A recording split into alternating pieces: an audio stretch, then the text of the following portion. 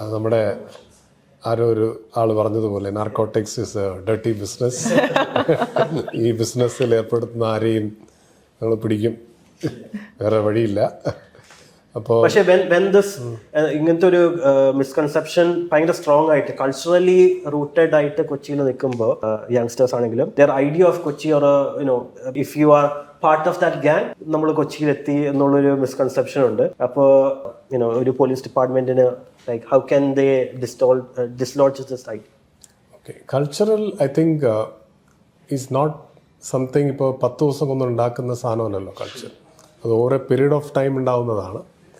And culture can be changed also. So ഞങ്ങൾ ആ positive change കൾച്ചറിൻ്റെ ഒരു ചേഞ്ച് ഏജൻ്റ് എന്നാണ് ഞങ്ങൾ വിശ്വസിക്കുന്നത്. നന്നായിട്ട് പാട്ട് പാടുക, അല്ലെങ്കിൽ ഹാവിങ് എ ഗുഡ് ടൈം, അല്ലെങ്കിൽ participating in sports event, participating in a music event. പണ്ടൊക്കെ വേണമെങ്കിൽ കൾച്ചറലി അത് is associated with maybe in some ways drugs and all those things. അപ്പോൾ അതൊരു കൾച്ചറൽ എന്താ പറയുക, ഒരു ടു കോമ്പാറ്റബിൾ തിങ്സ് ആണെന്നൊരു നമുക്കൊരു വിശ്വാസമുണ്ട്. ആ വിശ്വാസങ്ങൾ ഇപ്പോൾ മാറിക്കൊണ്ടിരിക്കുകയാണ്. ഇപ്പോൾ കൾച്ചറലി ഇങ്ങനെ നമ്മൾ കണക്ട് ചെയ്യുന്ന സാധനങ്ങൾ മാറിക്കൊണ്ടിരിക്കുകയാണ്. സോ കൊച്ചിന് ഇങ്ങനെ ഒരു കൾച്ചർ അല്ലെങ്കിൽ ഇങ്ങനെ കൾച്ചറൽ ഡിനോമിനേഷൻ ഉണ്ടെങ്കിൽ അത് മാറ്റാനും നമുക്ക് ശ്രമിക്കേണ്ടി വരും. multi-pronged approach. I think all stakeholders have to come together. It's not just police. അപ്പോൾ എല്ലാവരുടെ ഭാഗത്തുനിന്നും ഒരു നല്ല പോസിറ്റീവ് സ്റ്റോറീസ്. വേറെ കുറേ കാര്യങ്ങൾ കൊച്ചിന്ന് പറയുമ്പോൾ കൊച്ചിയുടെ വൈബ് ഒരു ഡിഫറെന്റ് വൈബാണ്. അപ്പോൾ അത് ഡ്രഗ്സ് മാത്രം പറയേണ്ട ആവശ്യമില്ല. So many positive things about Kochi. I think it's very important everybody puts in that effort and highlight what Kochi is all about. Maybe food tourism, there is so many things which can happen, right? So adakku namukku highlight it as a society. If you bring that counter narrative to this drug narrative, then we'll be able to overcome positive this. culture varum. Yeah. പക്ഷേ now what's happening is രാത്രി പുറത്തിറങ്ങുന്നവരെല്ലാവരും, ഇപ്പോൾ കൊച്ചിൻ കോർപ്പറേഷൻ്റെ ഒരു general സ്റ്റാൻഡാണ്, രാത്രി കൊച്ചിയിൽ പുറത്തിറങ്ങുന്നവരെല്ലാവരും like ഇത്തിരി ഒരു മോശമായിട്ടുള്ള ആൾക്കാരാണ് എന്നുള്ള ഒരു മൊറൽ പോലീസിങ് അവരുടെ സൈഡിൽ നിന്ന് വരുമ്പോൾ വാട്ട് ക്യാൻ കോംപ്ലിക്കേറ്റഡ് ക്വസ്റ്റ്യൻ ആണ്. നമുക്കൊരു നെഗറ്റിവിറ്റി ബയസ് ഉണ്ടല്ലോ. നമ്മളെ ഒരിക്കൽ പട്ടി കടിച്ചു എന്ന് പറഞ്ഞിട്ട് ഡെയിലി പട്ടി കടിക്കും എന്ന് നമുക്കൊരു ഫീലിംഗ് ഉണ്ടാവുമല്ലോ. അപ്പോൾ അതിൻ്റെ ഭാഗമായിട്ടാണ്. നിങ്ങൾ മനസ്സിലാക്കേണ്ടത്, ഒരു പോലീസ് ഒരു പെട്രോളിങ്ങിന് പോകാൻ നേരത്ത് he is looking for anti socials, ഇങ്ങനത്തെ ആൾക്കാർ. അപ്പോൾ over a period of time his brain gets conditioned also. So അദ്ദേഹത്തിന് getting more and more experiences which kind of conform to this kind of people is actually maybe in some way കുറച്ചുകൂടെ ആ ബയസിനെ strengthen ചെയ്യിപ്പിക്കുകയാണ്. Maybe it is making him a better police officer. He can find out the culprits in a group. അപ്പോൾ അതുകൊണ്ട് നിങ്ങൾ അത് വെച്ചിട്ട് generalise ചെയ്യേണ്ട ആവശ്യമില്ല.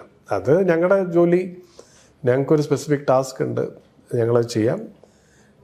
But അതിനെ ഒരു കൾച്ചറൽ കോമൺ നോം ആയിട്ട് ആക്കേണ്ട ആവശ്യമില്ലെന്നാണ് എനിക്ക് തോന്നുന്നത്. I think ഇത് തന്നെ ഈ ഒരു ഒപ്പീനിയൻ തന്നെ വരാൻ കാരണം there were many videos which were circulated about certain incidents which happened in Kochi, and that was seen in and it became so viral അല്ലേ. അപ്പോൾ അത് അങ്ങനത്തെ ഫാക്ടേഴ്സ് നമുക്ക്, ആസ് ഐ സെഡ്, ഇതിന്റെ ഒരു കൗണ്ടർ നെറേറ്റീവ് കൊണ്ട് healthy night life, we have to bring that counter narrative that there can be healthy nightlife.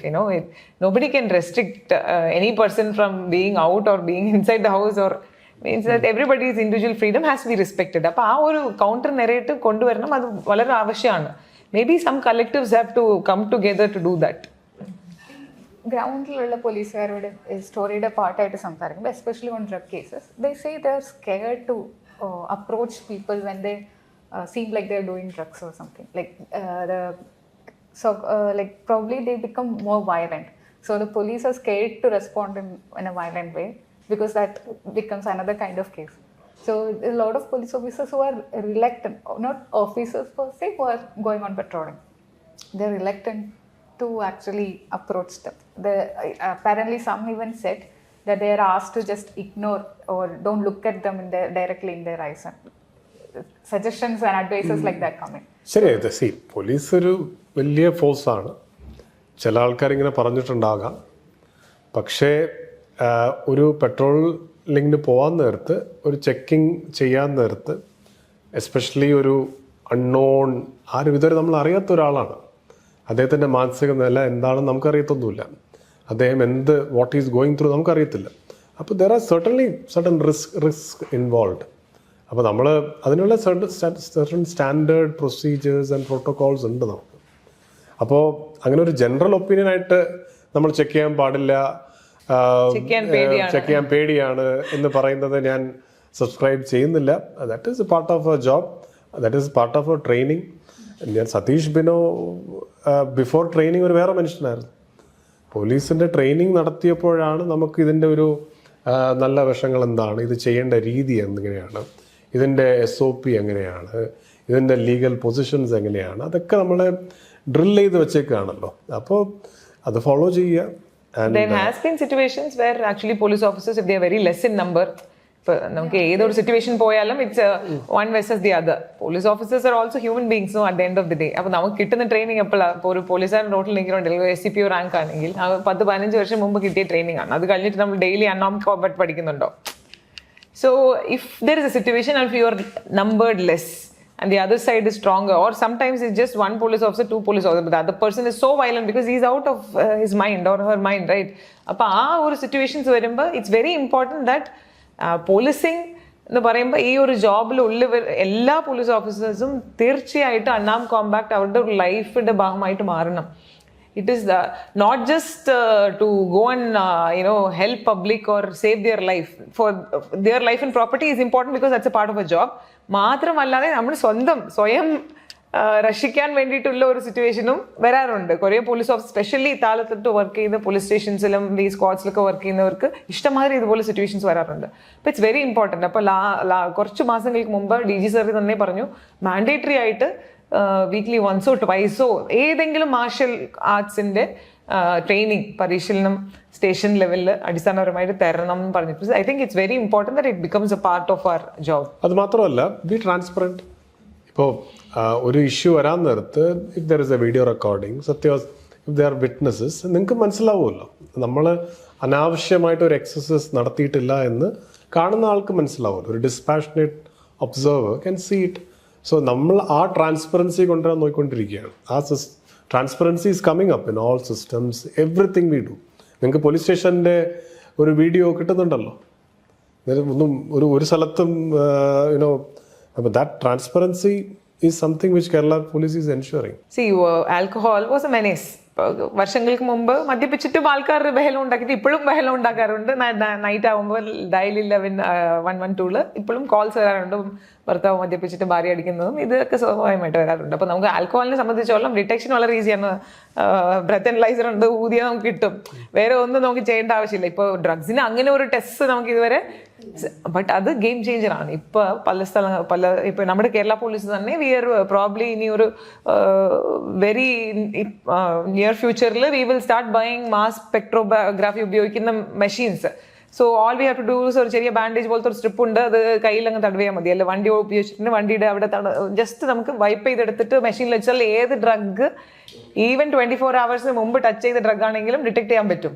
The moment we start getting less intrusive. അല്ലെങ്കിൽ ഇപ്പൊ എന്ത് ചെയ്യണം, ഒരാളിനെ പിടിച്ച് നമുക്ക് ബ്ലഡ് ടെസ്റ്റ് എടുക്കണം, ലാബിൽ കൊണ്ടുപോകണം, ഹോസ്പിറ്റലിൽ കൊണ്ടുപോകണം.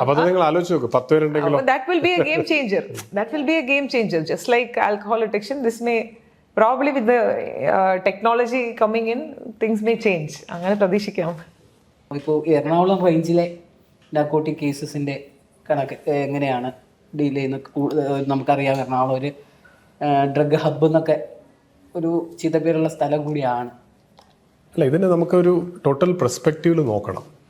നമ്മൾ കേരളത്തിലെ കേസിൻ്റെ നമ്പർ മാത്രം വെച്ച് നോക്കുകയാണെങ്കിൽ കേരളത്തിൽ കുറേ കേസുകളുണ്ട്. പക്ഷേ കേസിൽ നിങ്ങൾ കുറച്ചുകൂടി ഡീറ്റെയിൽഡ് ആയിട്ട് അകത്ത് പോവുകയാണെങ്കിൽ പല കേസുകൾ, ഒരു 90% of the cases small quantity, ചെറിയ കഞ്ചാവ് വലിക്കുന്നു, ഈ ടൈപ്പ് ഓഫ് കേസസ് ആണ്. നമ്മൾ ബാക്കിയുള്ള സ്റ്റേറ്റ്സ് വെച്ച് നോക്കാൻ നേരത്ത് അവിടെ കേസസ് കുറവായിരിക്കും, പക്ഷേ വലിയ കേസസ് കൂടുതലായിരിക്കും. അപ്പോൾ ഇതിൽ നമ്മൾ രണ്ട് കാര്യം നമ്മൾ മനസ്സിലാക്കേണ്ടത്. ഒന്ന്, പോലീസ് കുറച്ചുകൂടെ പ്രൊആക്റ്റീവ് ആണ്. എന്നുവെച്ചാൽ നമ്മൾ എന്താ പറയുക, റെഗുലറായിട്ട് ഇതിൻ്റെ ഫോളോ അപ്പ് നടത്തുന്നു, റെഗുലറായിട്ട് സ്പെഷ്യൽ ഡ്രൈവ്സ് നടത്തുന്നു. DGP അദ്ദേഹം ഇപ്പോൾ കഴിഞ്ഞ 3-4 months ആയിട്ട് ഡി ഹണ്ട് എന്നൊരു ഓപ്പറേഷൻ നമ്മൾ നടത്തിക്കൊണ്ടിരിക്കുകയാണ്. അപ്പോൾ പോലീസ് നിങ്ങൾക്കറിയാം ഒരു സിസ്റ്റമാറ്റിക് ഹൈറാർക്കിക്കൽ ഒരു ഓർഗനൈസേഷൻ ആണല്ലോ. അപ്പോൾ നമ്മളൊരു സിസ്റ്റത്തിൽ വന്ന് വർക്ക് ചെയ്യാൻ നേരത്ത് നമ്മൾ സ്പെസിഫിക് ആയിട്ട് ഫോളോ അപ്പ് ചെയ്ത് നടത്തുന്ന ഒരു പ്രോഗ്രാമാണ് ഡി ഹണ്ട്. അപ്പോൾ ഡി ഹണ്ട് എന്ന് പറഞ്ഞാൽ എൻഫോഴ്സ്മെൻറ്റ് മാത്രമല്ല, നമ്മൾ അവയർനെസ് പ്രോഗ്രാംസ് നടത്തുന്നുണ്ട്. ഇപ്പോൾ വളരെ നന്നായിട്ട് ചെയ്യുന്ന ഒരു ഇനിഷ്യേറ്റീവ്, പുതുതായിട്ട് തുടങ്ങിയ ഇനിഷ്യേറ്റീവാണ് 64 NDPSൻ്റെ ഒരു, ഐ തിങ്ക് പല ആൾക്കാരും പറഞ്ഞു കാണും, സ്മോൾ ക്വാണ്ടിറ്റി അല്ലെങ്കിൽ 27B ഇതിൻ്റെ അക്യൂസ്ഡ് ആണെങ്കിൽ അവർ ഒരു de addiction first program, time offenders ആണെങ്കിൽ അവരെ പിനലൈസ് ചെയ്യാതെ പ്രോസിക്യൂട്ട് ചെയ്യാതെ instead give them a chance. അപ്പൊ അവര് ഡി അഡിക്ഷൻ ട്രീറ്റ്മെന്റിന് വിധേയരാവാൻ വില്ലിംഗ് ആണെങ്കിൽ അവർ അത് ചെയ്ത് കഴിഞ്ഞിട്ട് അതിന്റെ സർട്ടിഫിക്കറ്റ് പ്രൊഡ്യൂസ് ചെയ്യുമ്പോൾ നമുക്ക് അവരുടെ ക്രിമിനൽ റെക്കോർഡ്സിൽ നിന്ന് കംപ്ലീറ്റ്ലി ഒഴിവാക്കുന്നു. So that is the provision under NDPS act. അപ്പൊ അതുപോലും പ്രോത്സാഹിപ്പിക്കുന്നു എന്നാണ് ഡി ഹണ്ടിനകത്ത്. So different things are happening. And one more thing is, പൊതുവെ ക്രൈം സ്റ്റാറ്റിസ്റ്റിക്സ് വരുമ്പോൾ കേരളത്തിൽ there is free registration of FIRs. നമ്മൾ ഒരു കോഗ്നിസബിൾ ക്രൈം ആണെങ്കിൽ ആരുടെ ശുപാർശയും ആവശ്യമില്ല. ഏതെങ്കിലും ഒരു പോലീസ് സ്റ്റേഷൻ ചെന്നിട്ട് ഇതാണ് പ്രശ്നം പറഞ്ഞാൽ നമുക്ക് വളരെ ഈസിലി FIR രജിസ്റ്റർ ചെയ്ത് പുറത്ത് വരാൻ പറ്റും. ഇത് പല സംസ്ഥാനങ്ങളിലും ഇത് സാധ്യമല്ല. അപ്പൊ അതുകൊണ്ടാണ് ഈ ഫ്രീ രജിസ്ട്രേഷൻ ഓഫ് FIRs ഉള്ളത് കൊണ്ടാണ് നമുക്ക് ആക്ച്വലി പൊതുവെ ക്രൈം സ്റ്റാറ്റിസ്റ്റിക്സും കൂടുതലാണെന്ന്. ചെറിയ അടിപിടി ഉണ്ടായി പോലും നമ്മൾ FIR ആയിട്ട് രജിസ്റ്റർ ചെയ്യും. പല സംസ്ഥാനങ്ങളിലും ഓൺലി സീരിയസ് കേസസിൽ മാത്രമാണ് FIR രജിസ്റ്റർ ചെയ്യാറുള്ളത്. So what happens is when you look at the total number of FIRs in NDPS case so high. Is it so high? And the POCSO case is so high. That doesn't mean that this crime is so prevalent here and drugs are so prevalent here compared to other states. Other states it is there, avade register ചെയ്യാറില്ല. But ഇവിടെ ഉണ്ട്, നമ്മൾ ഉടനെ register ചെയ്യുന്നു. So indication of crime, it cannot be directly concluded from just the number of FIRs which exists. So that is one thing we have to be aware about. Kerala basic policing number 1 ആണ്. Definitely തീർച്ചയായിട്ടും.